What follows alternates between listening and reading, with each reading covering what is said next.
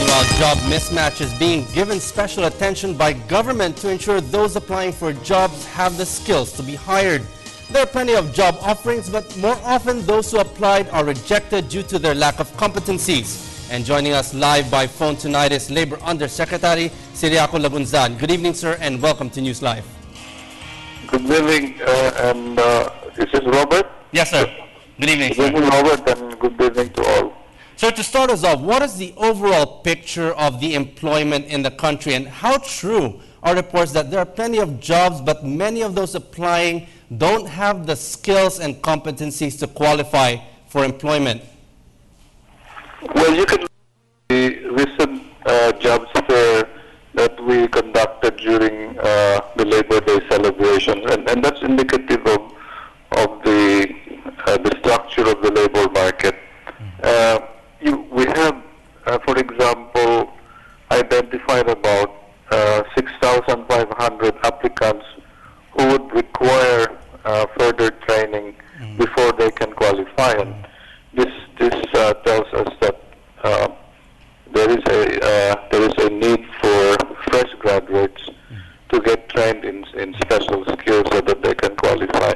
There are also, of course, applicants who were hired on the spot, and some of them are also for further interview. But that indicates to us that there is a high percentage of youth and unemployment because of the training requirements that the industry would require them to go through before they are hired. One problem, and that has to be addressed by basically bridging or training before applicants get actually hired. Sir, with this observation, is the Department of Labor also working with other government agencies like DepEd, CHED, and even the business community to actually try and solve this mismatch problem?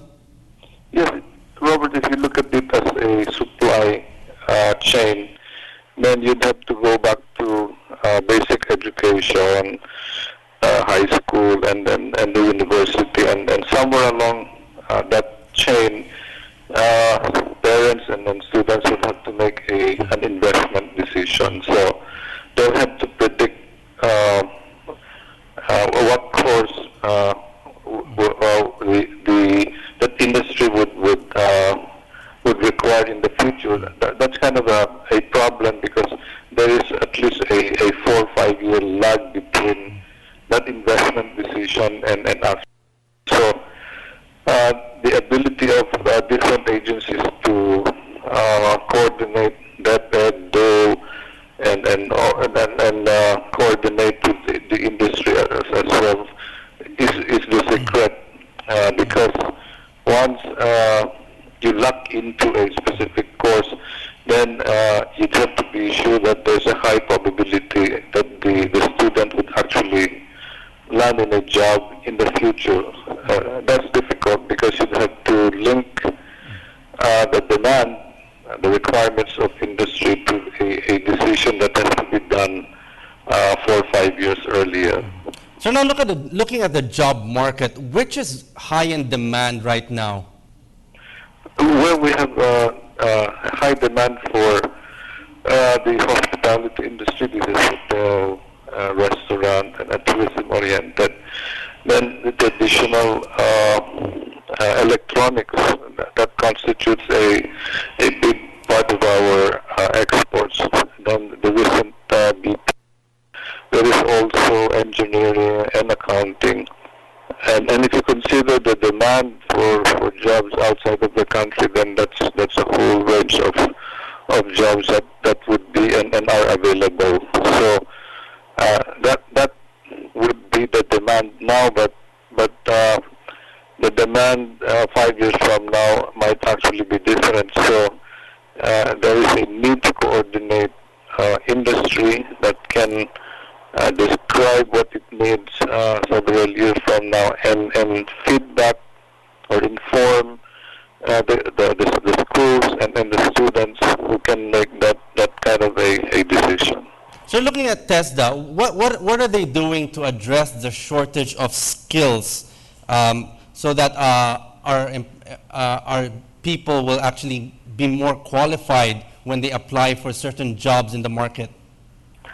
Well, TESDA is also closely coordinating with industry. In fact, they have industry boards where the industry representatives are able to describe what the industry needs today and in the future.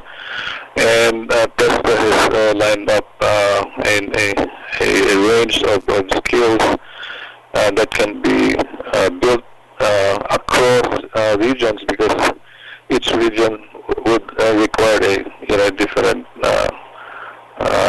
skills, because regions would have different industry structures. So TESDA is able to do that.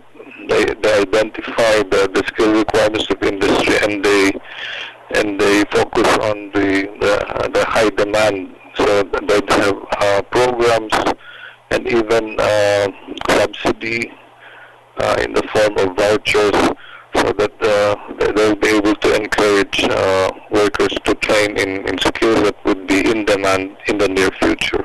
So now, what kind of support is the government getting from the private sector to address this problem? Well, the key there is information. The norm structure of the labor market is always imperfect information. So the demanders would not know where the skilled workers are, and the suppliers of labor would not know where those would be in demand. So government has the responsibility to link the employers and the workers. So we have a field job net, we use jobs fair, and we have a constant consultation with industry. And the information that we gather from industry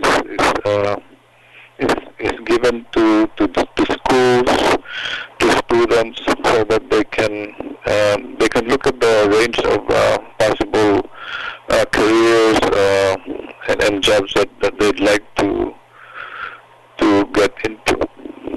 So that kind of a coordination is important, and that's being done among government agencies. Sir, a final word, your advice to our job seeker employers? Well, what's important is that the students would study very well how the economy is developing, the plans. This would be indicated by the development plans